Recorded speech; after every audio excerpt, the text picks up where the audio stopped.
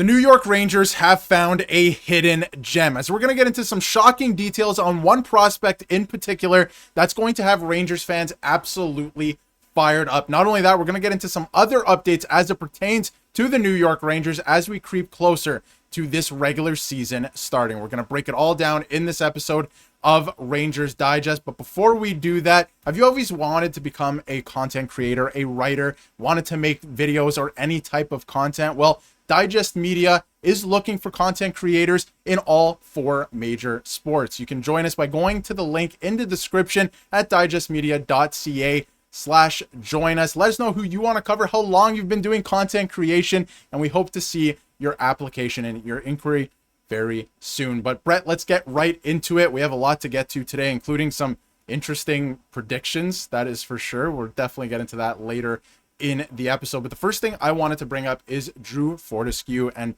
the progress that he's been making. He's been a prospect that I think a lot of people have their eyes on as it pertains to the New York Rangers. But again, a 20-year-old defenseman who's been playing and putting in good minutes in Boston College. And you can see for the past 2 seasons, he's played in the shadow of top prospect Gabe Perreault, of course. A lot of eyes on Gabe Perreault. He's ranked one of the highest prospects in the entire league. And, you know, again, Drew Fortescue has been putting in great performances, and, he's a great player. He's going to be a great defenseman for this team as well. We can take a look at his stats the last couple of years. It doesn't really jump off the page, but again, I will maintain that I think it's harder to score and put up points, especially as a defenseman in college and university hockey. So obviously some good numbers there. What are you seeing from this player? I think he's going to be a very exciting player to watch. You can't teach size either. He's 6'2", which is great. And we know that Chris Drury is adding size on the blue line, which is cool, including one other player that we'll get to in a little bit as well. But what do you make of Drew Fortescue? There's a lot to like about this guy coming through the pipeline. Yeah, for sure. And a lot to like about that open, Darius. Completely nailed it. Completely nailed that open. You guys should definitely join us at Digest Media to create content and write articles. But yes, Drew Fortescue is going to be a great Ranger. And, you know, we're not going to see it immediately. He's going back to Boston College, as you alluded to. He believes that is what is best for his growth and development. But make no mistake about it, this is a player that is going to be a shutdown, stay-at-home defenseman for the New York Rangers. And I love that he doesn't overcomplicate things, not trying to be an offensive superstar, not trying to do things, you know, too creative. Just stay at home, be that shutdown type of defenseman that every team can use, especially the Rangers, a team coming off a year that they were abysmal towards the bottom of the league in the NHL when it comes to defense. Obviously, he's not going to make an immediate impact, not going to play this season, but the Rangers are certainly always looking for defensive stoppers because they have quite a few offensive-minded defensemen. Not only that, young offensive-minded defensemen coming through the pipeline. So it is certainly good to see a player like Fortescue. Not only that, but for Team USA, you know, in 2024, he chipped in offensively. But if you look at 2025, did not record a point. Played alongside players like Gabe Perreault, James Higgins, who get a lot of the attention and do a lot of the contributing on the offensive end. But this is a player that was the glue. He was the glue of Team USA, helped them win back-to-back gold medals. And Fortescue will absolutely be a force for the blue shirts on that blue line moving forward. Absolutely. And I think that you bring up a great point about him. You know, I said that the stats don't jump off the page, and they're not going to, because he's a shutdown defender. Like you said, you could see here with the World Junior team, like you alluded to as well, he's a tremendous, and this is a direct quote, tremendous shutdown defenseman on the left side. That was an area of need for the U.S. team as well. And not only is he a shutdown guy, but he's strong and he's abrasive in the corners. And we know at times the New York Rangers aren't the strongest team in the corners. That's, of course, something a lot of fans have been talking about. So that's a player that they need. And again, he has good size. He's going to get heavier. I would imagine he's going to get heavier. 6'2", going to fill into his frame. So I think there's a lot to like about this player. Now, keep in mind, he is going back to Boston College for his junior season. He wanted to say that he talked to the front office and he just thinks it's best for his development. Both parties think it's best for his development. And at this point, there's going to be a lot of defensemen. Like I would imagine Matthew Robertson at this point, he could surprise, but probably going to play with the Hartford Wolfpack. So you don't want a guy like Fortescue to take a step back, be playing third pairing minutes, stuff like that, where he's not going to get an opportunity to be himself. So I do think that would stunt his development. So going back to school, he said he's focused on getting bigger and stronger to make that next jump. And his plan is to continue to work on that and be ready for the following year. Hopefully, but of course, it sounds like he has a good attitude. He just wants to continue to get better. And again, I think stunting his development by just bringing him up to the AHL for the sake of bringing him to the AHL doesn't make sense at this point. So why not leave him down there? I think that, that could work out. And one last thing on Fortescue before we move on to another prospect is Johnny Lazarus, of course, on his show, was saying that his co-host was saying that he's actually more excited for Drew Fortescue than Gabe Perreault, and he actually believes that Fortescue is more NHL ready than Gabe Perreault. And I can see it. A shutdown defenseman. Rangers could use that, that's for sure. But again, it sounds like they're going to take their time with him. So any final thoughts on Fortescue? Because I think that, while he's not as flashy, like you mentioned, as, Gabe Perreault and a couple other prospects on the Rangers, this is a guy that they desperately need, and I think we'll be seeing sooner rather than later. Darius, it's a guy they desperately need, and I know this tweet here from Lazarus probably looks crazy on the surface, but let's not forget that the Rangers, they don't want to mess this up when it comes to Gabe Perreault. Obviously, 23rd overall pick in the 2023 draft. Rangers' top-rated prospect. You don't want to rush him. You don't want to stunt his development. This is a player that the Rangers are going to rely on to be a prolific playmaker, but not only that, a prolific goal scorer. You're just going to require more out of a player like Gabe Perreault than Drew Fortescue. Obviously, if you look at the Rangers' first pair, you've got Gavrikov, you've got Adam Fox, the perfect yin and yang combination on that first pair. You've got guys that could play on the second pair like a Braden Schneider, like a Will Borgen. So when Lazarus talks about Fortescue being more NHL ready, it's just what the position requires, to be quite honest with you, that he could see Fortescue being inserted into that third pair, or at least fighting for a third pair spot more quickly than a player like Gabe Perreault trying to make a jump from college to second right wing, on the second line of the New York Rangers on a team that's expected to go back to the postseason. That's just asking a lot from a player at that age like Perreault. And I said it, you don't want to stunt his development. The Rangers have done this before. They've taken great prospects, not developed them, and then they're traded a few years later, like we saw with Capo Caco. Just had a very good year with Seattle. Then he gets paid by the Kraken, not by the Rangers. Never able to reach his full potential with the Rangers. So we don't want to continue going down those type of paths. Now, when it comes to Fortescue, another point I would like to make is, let's not forget, this is a player that I could very well see being paired with Scott Morrow. You just brought up Matthew Robertson before, Yep. but you talk about a yin and yang combination. Fortescue and Morrow, feels like that perfect combination. Morrow, offensive-minded young defenseman who is improving on the defensive end year after year, but Fortescue, that shutdown type of defenseman who's capable of blocking shots, still filling into his frame. He's not a goal scorer, not going to put the puck in the net like Morrow, but what he is very good at is passing. He is a very good, excellent passer. We saw it in college, racking up those assists, not chipping in with the goals, but like I said, chipping in with his playmaking. And that would be great to see, setting up a player like Morrow who could put the puck in the back of the net. And like I said, pairing Morrow with that defensive stopper is going to be key, because you and I both believe this, that every pair needs to have that shutdown defenseman paired with a player who has some offensive skill. That's why we said Borgen and Schneider, for example, would be a great combination, because Borgen could play that stay-at-home shutdown role while Schneider can provide that offensive upside. You need that yin and yang that we keep alluding to here on the channel. So that's the final point I wanted to make, is don't forget about that potential combination. Morrow is only 22 years old. They could certainly develop together on the Rangers. And last thing I want to say about Fortescue is he seems to be a player that is always in the right position at the right time. Very good positioning on the defensive end and limits his mistakes. We've seen it this past season. Too many Rangers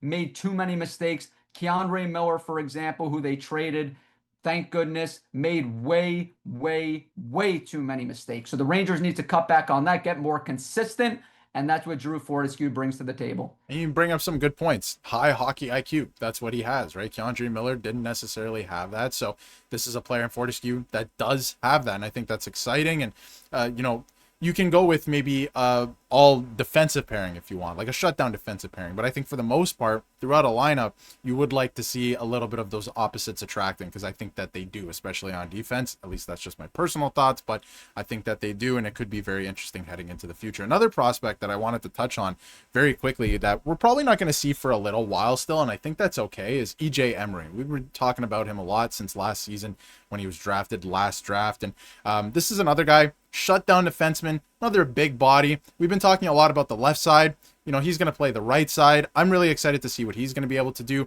You can see here that from Stephen Ellis, who covers a lot of prospects. And of course, we know that the World Junior Showcase was just last week. And he said that EJ Emery is one of the best shutdown defenders in this entire tournament. But it was nice to see him make a great long-range pass on USA's first goal. So underrated puck mover as well. And that's something that he's been working on, adding to his game. Of course, when he was drafted, a lot of the analysts and the big thing about him was that he was a shutdown defenseman. He's able to get pucks out, all of these things, but he's underrated in terms of moving the puck as well. So he's taking steps. We won't see him for a little while still at the NHL level. I do believe that, but I think when he finally comes there, it's going to be great for this Rangers team, because again, you need more of these guys, because the offense is there with this team. You have Adam Fox, even Braden Schneider to a degree. He's a great two-way guy. You have Scott Morrow now, who's only 22 years old, right? So you need more of these guys to kind of come into the mix, especially when you get into playoff hockey. So what do you make of EJ Emery and his kind of development? Again, I don't think we'll see him for a bit, but I do think he's going to make the jump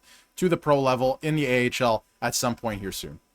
You hit it on the head. You need more players like this coming through the pipeline. You need the EJ Emerys of the world, the Barnhills, the Fortescues, guys like that. There's a reason why the Rangers went out and got Vladislav Gavrikov. I know he's a star, established player in this league, but to be a shut-down defenseman, you need those type of guys in front of Igor Shesterkin. The Rangers go as Shesty goes, but I always talk about it. You need to put the right pieces in front of Igor for him to operate at his highest capability. So I am looking very forward to seeing what this new Rangers defensive corps looks like. Not only that, but Fortescue, you made an excellent point before, and now I'm going to get into it right now, which is Fortescue and EJ Emery. How about that? How about creating that type of defensive shutdown pairing? Because not only do you get the defensive shutdown, but you get a player like Fortescue, who I said has a little bit of offensive upside, not a goal scorer, but has a little bit of offensive upside. And you mentioned Emery getting better on the offensive end as well. But at the very least, you're going to get two players, one from the left, one from the right, that are going to block shots. They're going to be shutdown defensemen, both of them.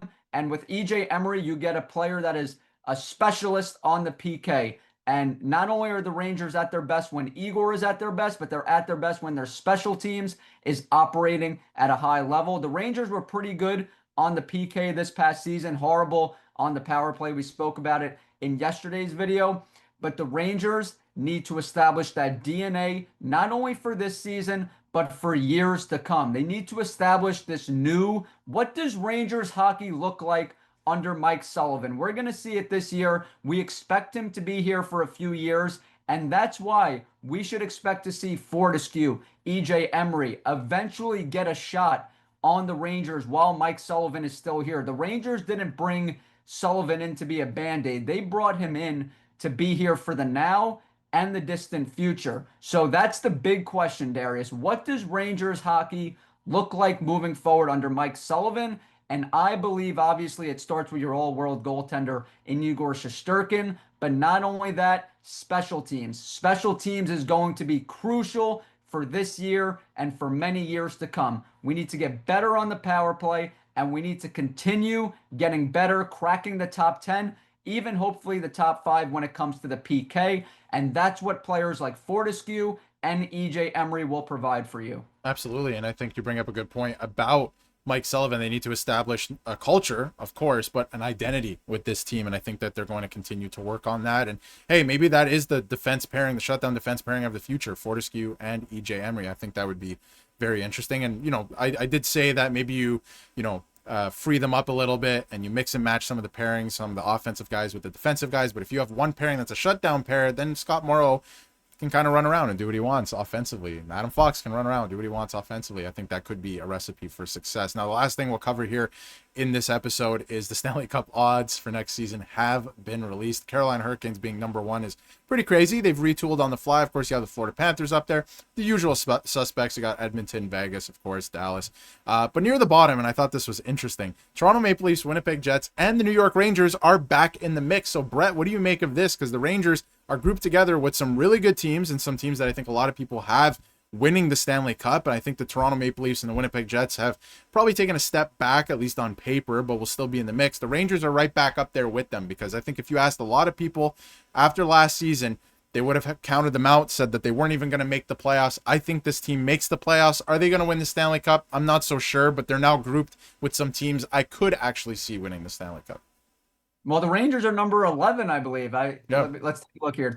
Number 11. So they're nearly cracking the top 10, which is absolutely insane for a team that finished 13th in the Eastern Conference, not 13th in the NHL. They have the 11th best odds to win the Stanley Cup, yet they were 13th in their conference, which is absolutely mind-boggling. And it just goes to show you that a lot of analysts, a lot of, people in Vegas believe that a lot of what happened to the Rangers this past season was not because of a lack of talent, a lack of firepower, lack of prolific players. It was because of that chaos and drama in the locker room, which we've talked about the entire offseason. And to be right behind the Winnipeg Jets, that's crazy, because they just won the President's Trophy, guys. Winnipeg just won the President's Trophy. Obviously, people in Vegas don't trust Connor Hellebuck like Winnipeg Jets fans, I bet, when it comes to those, when the lights get the brightest.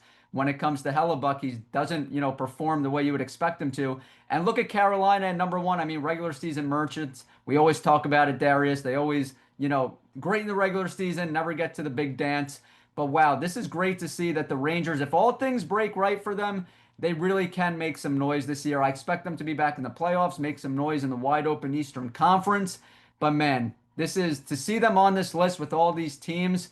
It's certainly encouraging and gives me hope heading into the year. Yeah, and I think that it's interesting. Heading into last year, you have high expectations, and then it didn't go well. This year, I think people's expectations are a little bit lower, and I think that actually will go well, and they will make the playoffs again. It should be an exciting year, and actually, a good year to cover and follow the Rangers. So, should be a lot of fun. We want to hear what you have to say about all of this, though. Let us know in the comments how you feel, and if you haven't yet, hit that subscribe button so you can stay up to date with everything New York Rangers.